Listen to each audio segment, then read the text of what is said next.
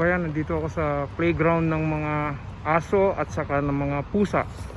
Animal playground. Dito nila dinadala yung mga ano to. Yan, pakita ko sa inyo. Yan, playground dito.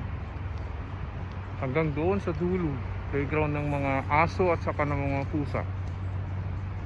Hanggang doon sa kabilang kalsada, pupunta tayo doon sa kabilang kalsada. Lawak ng playground nila eh. Dito merong na walang ano to, lost cat. O yan, his name is Lenny. He is a microchip and he is 1 year old. Yan, napakahalaga sa kanila yung mga aso at saka pusa. May playground yung mga aso at saka pusa dito sa Canada.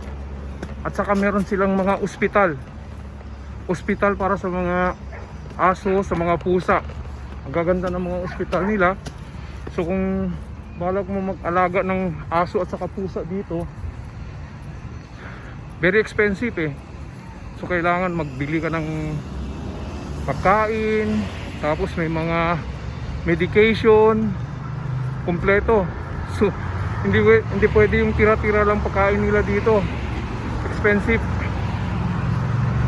Yung anak ko, meron siyang pusa, na-adapt lang nila sa animal shelter.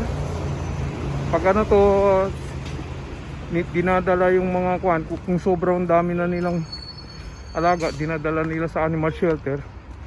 Tapos kung sinong gusto mag-adapt, mag-adapt din.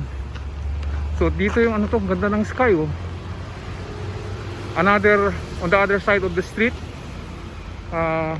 animal ano to, playground din. Yan, mga aso naglalaro. Dito sila naglalaro. Tapos tingnan nyo yung sky oh. May X. So dito yun sa Canada. Just an update. Please subscribe, like and support this channel. Maraming salamat, Pinoy in Canada.